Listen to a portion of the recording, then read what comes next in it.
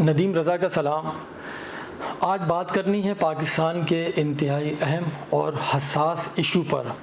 آپ لوگوں نے معاونین خصوصی کی دوہری شہریت کا تو سن ہی لیا ہوگا کہ لیکن یہاں تو بڑے بڑے افسران جو اعلیٰ عہدوں پر فائز ہیں وہ بھی امریکہ، کینیڈا، برطانیہ، آسٹریلیا اور یورپ اور دیگر ممالک کی شہریت رکھتے ہیں۔ ان کی وفاداری کا بھی انہوں نے حلف اٹھایا ہوا ہے۔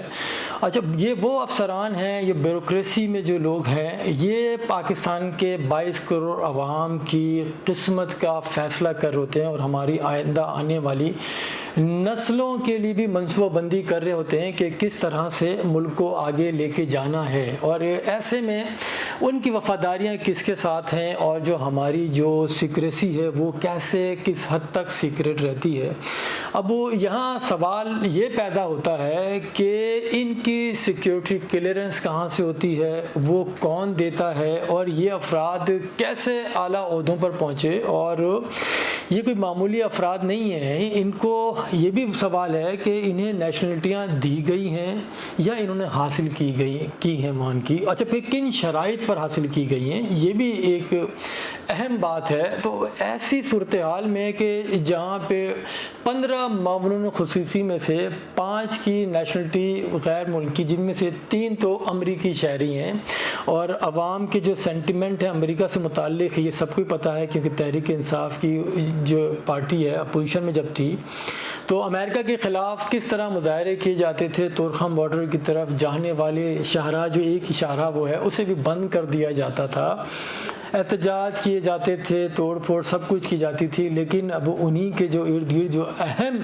جو ایون سلامتی تک کے مشیر وہ بھی امریکی شہری ہیں۔ تو ایسی صورتحال میں ہمیں سوچنا ہوگا کہ ہمارے ادارے بھی ہیں وہ کیا کر رہے ہیں، جب کہ آپ کے پاس سپریم کورٹ کے واضح احکامات موجود ہیں۔ جو بیوروکریسی سے متعلق جو کیس چلا تھا، اس کو نوٹس لیا تھا 2018 میں، اس میں واضح طور پہ کہا گیا تھا کہ جو افسران ہیں وہ ملازمت چھوڑیں یا اپنی غیر ملکی شہریت ترک کریں، کیونکہ انہوں نے اس ملک سے وفاداری کا حلف لیا تھا۔ گو کہ اس جو جائے پیدائش ملک ہے پاکستان، پاک سرزمین، اس کا بھی تو ان کا حلف ہے، اس کا بھی تو ان کے پاس شناختی کارڈ ہے۔ اور اسکولوں میں ہم نے بھی بچپن میں بھی، آپ نے بھی سب میں ترانہ آپ پڑھتے تھے، پاک سرزمین شاد باد، تو یہ سارا ان کے پاس بھی تھا۔ جو ایون اراکین پارلیمنٹ ہیں جو وہ بھی حلف لیتے ہیں، تو وہ بھی اس ملک کی پاسداری کا، اس کی حرمت کا، اس کے تقدس کا، اس کی سلامتی کا، سب کا حلف اٹھاتے ہیں۔ لیکن اس پہ عمل درآمد کیا ہوتا ہے؟ جو ہماری جو منصوبہ بندی ہو رہی ہے، سیکریسی ہو رہی ہے، یہ کہاں جا رہی ہے؟ اور جو سپریم کورٹ نے جو احکامات دیے تھے جس طرح سے، تو وہ اس کے اوپر عمل درآمد کیوں نہیں ہو رہا؟ اس میں کون رکاوٹیں ڈال رہا ہے؟ ہمیں یہ ساری چیزیں دیکھنی ہوں گی۔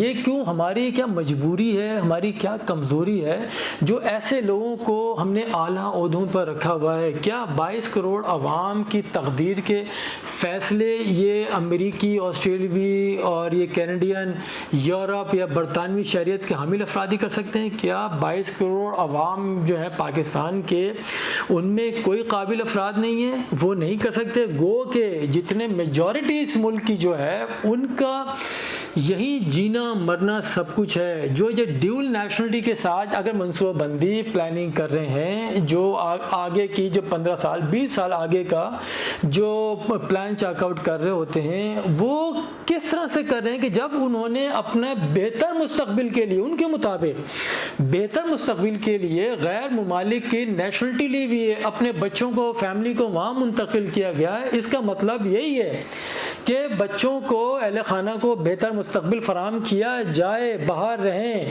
اول درجے کی شہریت حاصل کریں۔ تو یہ ایک بہت بڑا سوال ہے کہ ان کی جو اپنی وفاداری ہے اس وطن عزیز کے ساتھ، وہ کہاں جاتی ہے؟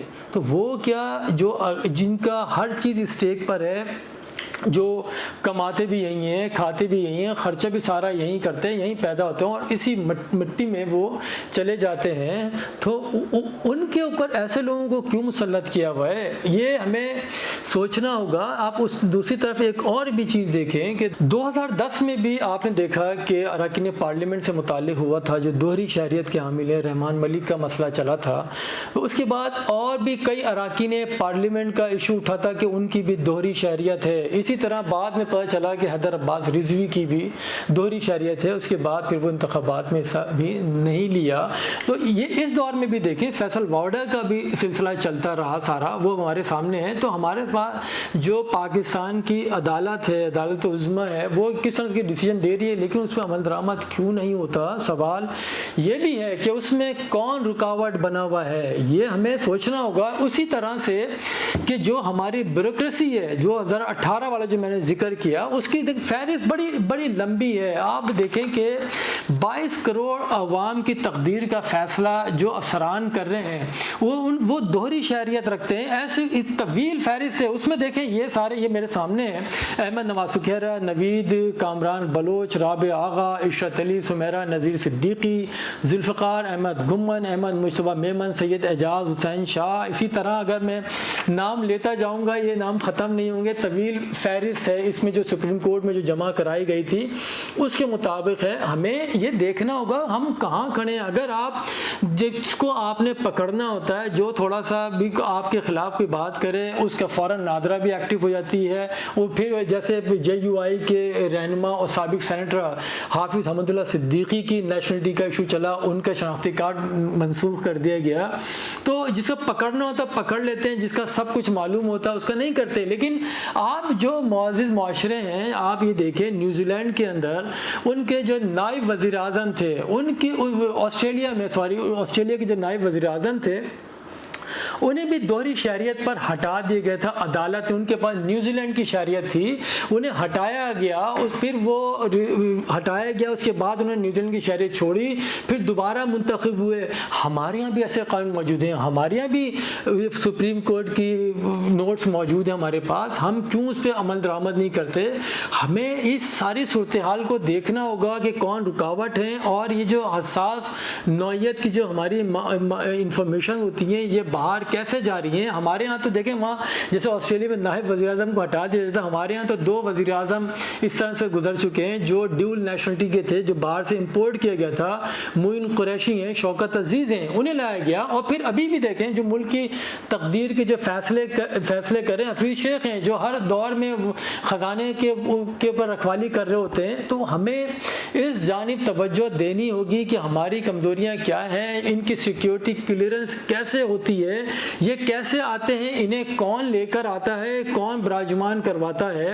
یہ وہ ساری چیزیں ہیں جو وزیر اعظم پہلے کہتے تھے، خودداری ملک وطن عزیز کو ہر چیز پہ مقدم رکھتے تھے کہ پہلے قائم وہ جو مشرق وسطیٰ کا جس طرح اقامے کا سلسلہ چلا تھا پاناما کے بعد، تو یہی عمران خان تھے، بارہا کہتے تھے کہ یہ اقامے باہر کے بنا رہے، تنخواہیں وہاں سے لے رہے ہیں، وہ سیاست یہاں کر رہے ہیں۔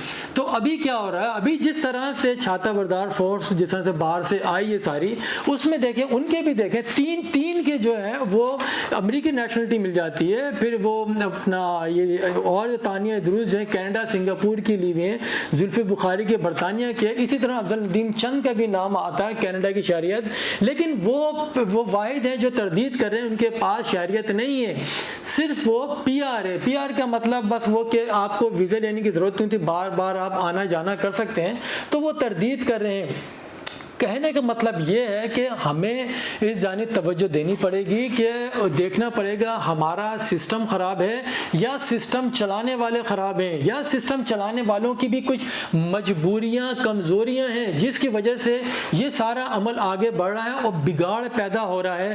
تو بہرحال یہی بات تھی جس کو آج ڈسکس کرنا تھا، کیونکہ یہی باقی تو آپ اس سے متعلق ساری چیزیں جان سکتے ہیں۔ ہمارا سوال یہی ہے کہ آخر کب تک سسٹم کو بدنام کیا جائے گا، سسٹم کو برا بھلا کہا جائے گا، سسٹم چلانے والے کون ہیں اور اس سسٹم کو خراب کرنے والے کون ہیں؟ آپ بھی سوچیں اور ادارے بھی سوچیں۔ بہت شکریہ، خدا حافظ۔